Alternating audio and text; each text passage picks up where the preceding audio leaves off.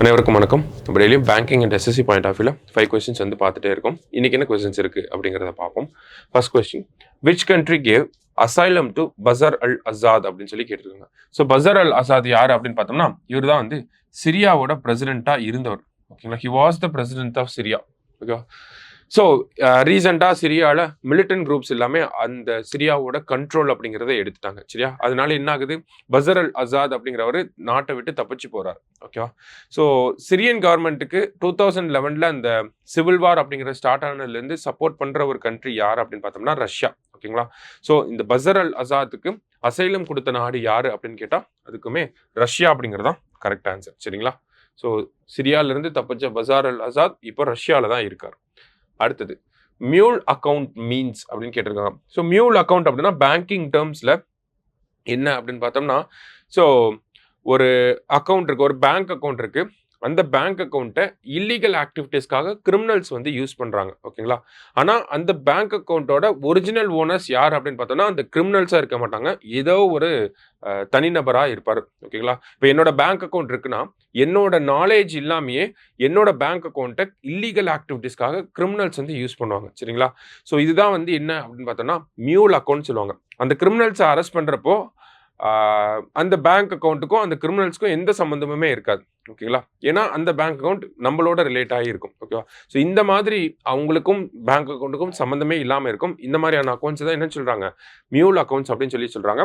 So bank account used by criminals for illegal activities, அதுதான் mule account அப்படின்னு சொல்லி சொல்கிறோம். ஓகேவா. அடுத்ததாக பார்த்தோம்னா corridor for first full scale hyperloop project அப்படின்னு சொல்லி கேட்டிருக்காங்க. ஸோ இந்த ஹைப்பர் லூப் ப்ராஜெக்ட் அப்படிங்கிறத நம்ம பார்த்தோம்னா இந்தியாவில் டெவலப் பண்ணிட்டு இருக்கோம். ஸோ இதோட ஃபர்ஸ்ட் அந்த ரூட் அப்படிங்கிறது பார்த்தோம்னா நமக்கு மும்பை டு பூனே ரூட்ல தான் போக போகுது அப்படிங்கிறத சொல்லியிருக்காங்க. ஓகேவா. ஆல்ரெடி மும்பை டு அகமதாபாத் அப்படிங்கிறது புல்லட் ட்ரெயினுக்காக இருக்கக்கூடியது. மும்பை டு பூனே அப்படிங்கிறது பார்த்தோம்னா நமக்கு ஹைப்பர் லூப் ப்ராஜெக்டுக்காக இருக்கக்கூடிய ஒரு வழித்தடம். ஓகேவா. காரிடார் அப்படின்னா தமிழில் வழித்தடம் அப்படின்னு சொல்லுவாங்க.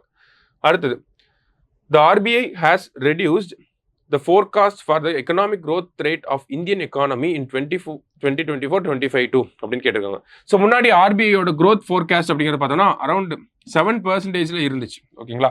இப்போ ரீசெண்டாக என்னாச்சு அப்படின்னு பார்த்தோம்னா நம்மளோட Q2 எக்கனாமிக் growth அப்படிங்கிறது 5.2% தான் இருந்துச்சு. ஓகேங்களா.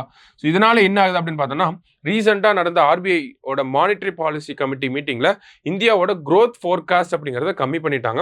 எவ்வளோக்கு கம்மி பண்ணியிருக்காங்க அப்படின்னா 6.6% கம்மி பண்ணிட்டாங்க இந்தியாவோட growth forecast அப்படிங்கிறது. சரியா. ரைட். லாஸ்ட்டாக பார்த்தோம்னா நமக்கு இந்த December 2024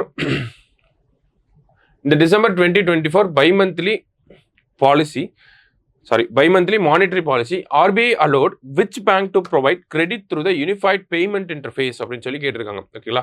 so 2024 bi-monthly monetary policy மீட்டிங்ல ஆர்பிஐ எந்த பேங்கை யூபிஐ மூலியமா நமக்கு கிரெடிட் ப்ரொவைட் பண்ண சொல்லியிருக்காங்க அப்படின்னு பார்த்தோம்னா நமக்கு ஸ்மால் ஃபினான்ஸ் பேங்க்குக்கு தான் இந்த அப்ரூவல் அப்படிங்கிறது கிடைச்சிருக்கு. ஓகேங்களா. ஸோ ஸ்மால் ஃபினான்ஸ் பேங்க் அப்படிங்கிறது தான் நமக்கு கரெக்ட் ஆன்சர். ஸோ இன்னைக்கு 5 கொஸ்டின்ஸ் கரண்ட் அஃபேர்ஸ்ல பார்த்துருக்கோம். தேங்க்யூ.